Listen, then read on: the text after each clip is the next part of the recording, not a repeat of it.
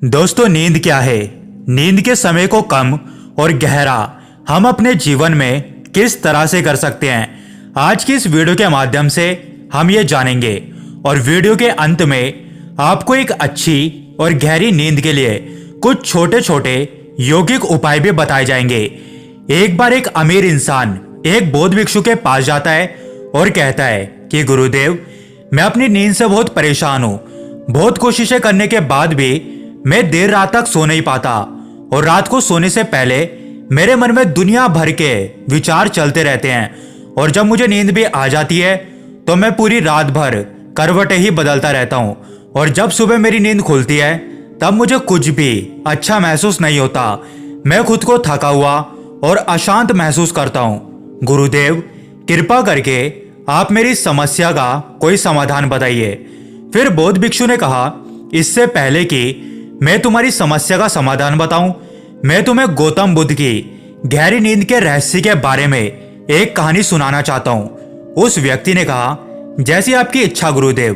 बौद्ध भिक्षु कहते हैं, जब गौतम बुद्ध सोते थे तो वो पूरी रात भर एक ही अवस्था में रहते थे। वो कभी करवटें भी नहीं बदलते थे। वो जिस अवस्था में रात को सोते उसी अवस्था में सुबह तक रहते थे। गौतम बुद्ध का एक शिष्य था अनमोल, जो कि अक्सर उन्हीं के पास सोया करता था। अनमोल को यह बात बहुत परेशान करती थी कि आखिर गौतम बुद्ध एक ही शारीरिक अवस्था में पूरी रात कैसे सो सकते हैं। जब कभी भी रात में अनमोल की आंखें खुलती तो वो हमेशा गौतम बुद्ध को एक ही अवस्था में सोते हुए पाता।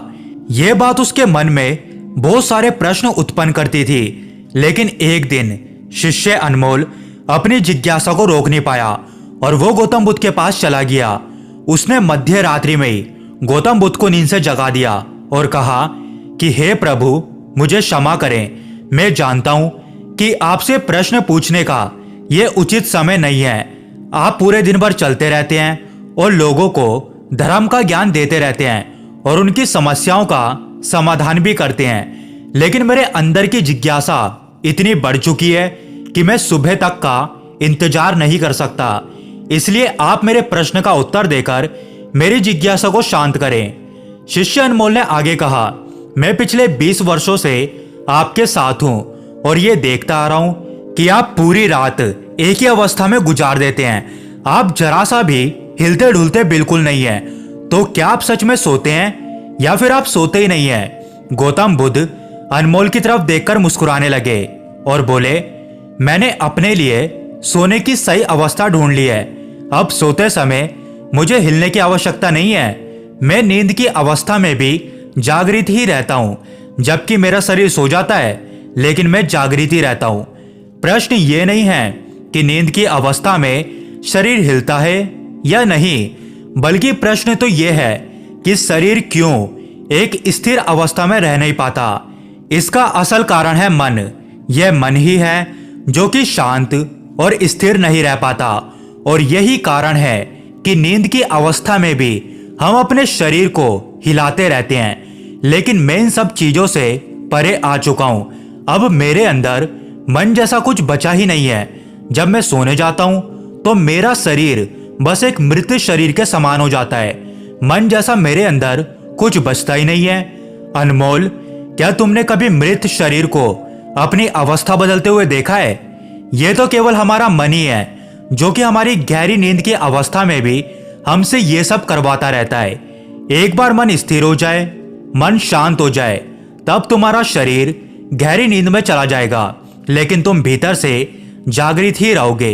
भीतर से तुम सब कुछ अनुभव कर पाओगे। सोने के बाद भी तुम्हारी जागरूकता एक छोटे से जलते हुए दीपक की तरह लगातार प्रज्वलित रहेगी।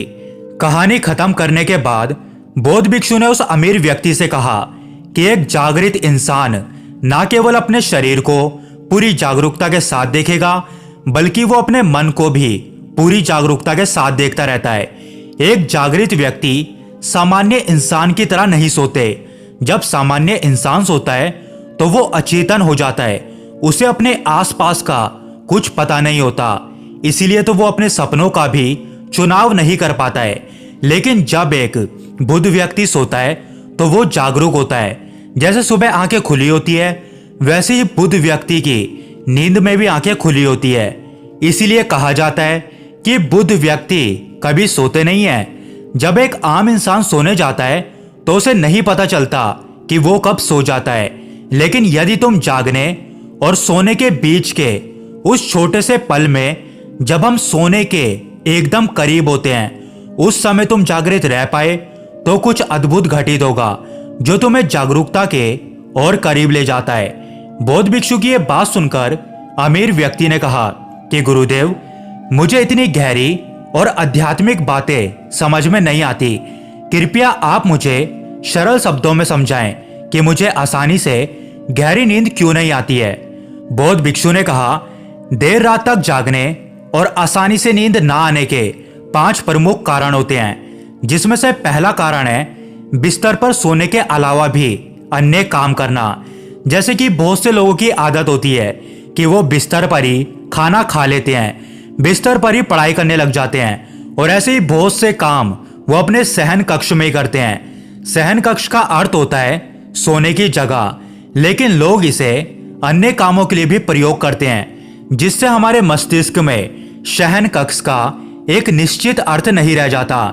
इसीलिए जब हम बिस्तर पर सोने जाते हैं तो हमारा मन पूर्ण रूप से इस बात को स्वीकार नहीं कर पाता कि अब हमें सोना है, क्योंकि आपने उसी जगह पर अन्य कामों को करने की आदत डाल दी है। दोस्तों, अगर आज के समय के अनुसार हम बात करें तो हम अपना फोन भी बिस्तर पर बैठकर ही चलाते हैं, दफ्तर का काम भी बिस्तर पर बैठकर ही करते हैं। चाहे कोई सिनेमा देखनी हो, खाना खाना हो, वीडियो गेम खेलना हो या फिर गप्पे मारने हो, आजकल ज्यादातर लोग अपना अधिकतर समय बिस्तर पर लेटे लेटे यूं ही बिता देते हैं, जिसकी वजह से हमारे मन में बिस्तर बस एक सोने की जगह नहीं रही। और ये एक बहुत बड़ा कारण है जिसकी वजह से जब हम बिस्तर पर सोने जाते हैं तो हमें नींद नहीं आती है। बौद्ध भिक्षु ने आगे कहा कि बौद्ध आश्रमों में एक भिक्षु सुबह सोकर उठते ही अपने बिस्तर का त्याग कर देता है और फिर वो दोबारा रात को सोने के वक्त ही अपने बिस्तर पर वापस जाता है, जिससे उसके मस्तिष्क को पता है कि बिस्तर में आने का अर्थ है गहरी नींद में जाना। गहरी और आरामदायक नींद ना आने का दूसरा कारण है सोने के एक निश्चित समय का निर्धारित ना होना। बौद्ध भिक्षु ने कहा, अगर तुम सुबह जल्दी और पूरी नींद लेकर उठना चाहते हो तो तुम्हें रात को जल्दी और एक निश्चित समय पर सोने की आदत डालनी होगी।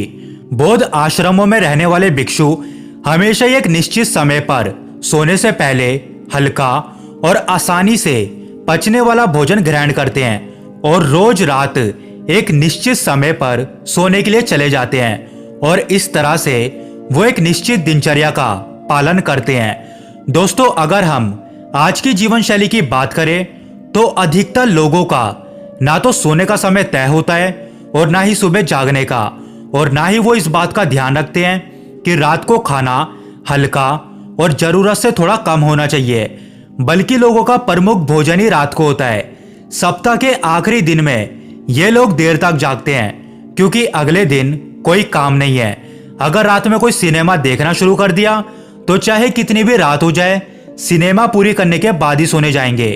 समय और जीवन में कोई सामंजस्य और नियंत्रण ही नहीं है, और फिर यही वो लोग होते हैं जो अगले दिन अधूरी नींद के साथ उठते हैं और पूरे दिन भर अशांत और थका हुआ महसूस करते हैं। योगिक संस्कृति में नींद को एक चमत्कारिक दुनिया कहा जाता है। अगर आप नींद को समझ गए तो आप नींद में अपने अंदर बहुत कुछ बना भी सकते हैं, और अगर आप नहीं समझे तो बहुत कुछ बिगाड़ भी सकते हैं। बौद्ध भिक्षु ने आगे कहा, गहरी नींद ना आने का और सुबह उठने पर अच्छा महसूस ना करने का तीसरा कारण है सोने से पहले नकारात्मक विचारों के बारे में सोचना। आप जिस तरह के विचारों के बारे में सोचकर सोते हैं, सुबह आंख खुलते ही आपके मन में सर्वप्रथम वैसे ही विचार आते हैं। इसलिए जब आप नकारात्मक विचारों के साथ सोते हैं तो आप सुबह भी उन्हीं विचारों के साथ उठते हैं। बिस्तर पर लेटे हुए जब हम सोने ही वाले होते हैं तब हमारा अवचेतन मन सबसे ज्यादा सक्रिय होता है, और इस समय जैसे विचार हम अपने अंदर पैदा कर रहे होते हैं तो हमारा अवचेतन मन सीधा उन विचारों को ग्रहण कर लेता है और उन्हें वास्तविकता में लाने की कोशिश करता है। हमारा अवचेतन मन अच्छे और बुरे विचारों में चुनाव नहीं कर सकता है। इसे ये नहीं मालूम कि हमारे लिए क्या अच्छा है और क्या बुरा है। ये तो बस प्राप्त सूचनाओं पर काम करना शुरू कर देता है। इसलिए हमें सोते वक्त अपनी समस्याओं और नकारात्मक विचारों के बारे में सोचने की बजाय उन अच्छी चीजों और कामों के बारे में सोचना चाहिए जिन्हें हम अपनी जिंदगी में पाना चाहते हैं। हमेशा ही रात में सोने से पहले और सुबह उठने के बाद उन चीजों के बारे में विचार करें जो आपके जीवन में एक सकारात्मक बदलाव ला सकते हैं। अच्छी और गहरी नींद ना आने का चौथा कारण है गलत तरीके से सोना। बौद्ध भिक्षु ने कहा कि भारत में अक्सर कहा जाता है कि उत्तर दिशा की ओर सर करके मत सोना। ऐसा इसलिए कहा जाता है क्योंकि जब हम उत्तर दिशा की ओर सिर करके सोते हैं तो पृथ्वी के चुंबकीय खिंचाव की वजह से हमारे शरीर का बहुत सारा रक्त मस्तिष्क की ओर जाने का प्रयास करता है और मस्तिष्क में पाई जाने वाली नसों का बहुत पतला होने के कारण उनके फटने का खतरा बढ़ जाता है। और अगर कोई इंसान काफी बुजुर्ग और कमजोर है तो उसकी मृत्यु भी हो सकती है। लेकिन आमतौर पर उत्तर दिशा में सिर करके सोने वाले लोग जब सुबह उठते हैं तो वो अपने सिर में एक तनाव सा महसूस करते हैं और उन्होंने पूरी रात बेचैनी और करवटें बदल बदल कर बिताई होती है। दूसरी गलती जो लोग सोने की अवस्था में करते हैं वो है कि वो बस किसी भी तरीके से सो जाते हैं। वो इस बात का ख्याल नहीं रखते कि उनकी रीढ़ की हड्डी सीधी है या नहीं। अक्सर लोग पेट के बल या कैसे भी सो जाते हैं, जबकि हमें कोशिश करनी चाहिए कि या तो हम सीधे सोएं या फिर अपने बाएं तरफ की ओर करवट लेकर सोएं। इससे शरीर के अंगों पर अतिरिक्त खिंचाव नहीं पड़ता। सोते वक्त ज्यादा मोटे गद्दे का भी प्रयोग ना करें क्योंकि इससे आपकी रीढ़ की हड्डी मुड़ती है और गहरी नींद में रुकावट आती है। साथ ही ज्यादा मोटे तकिए का भी प्रयोग ना करें क्योंकि इससे आपकी गर्दन ज्यादा मुड़ती है और आपका शरीर तनाव महसूस करता है और यह आपकी गहरी नींद में रुकावट का कारण बनता है। फिर बौद्ध भिक्षु आगे कहते हैं कि देर रात तक नींद ना आने का और बेचैन रहने का पांचवा कारण है बहुत अधिक मात्रा में और देर से पचने वाले कुछ पदार्थों का सेवन करना। अगर आप रात में भारी और अत्यधिक तेल से बने पदार्थों का सेवन करते हैं तो इससे आपकी नींद में समस्या आती है क्योंकि इन पदार्थों को पचने में काफी ज्यादा समय और ऊर्जा लगती है। इसलिए अगर आप ऐसे पदार्थों का सेवन करते हैं तो कोशिश करें कि आप सोने से लगभग 3-4 घंटे पहले ही खा लें। तो दोस्तों, उम्मीद करते हैं कि गहरी नींद ना आने के क्या कारण होते हैं वो आप इस कहानी के माध्यम से अच्छे से समझ गए होंगे और आप इन बातों का अवश्य ध्यान रखेंगे।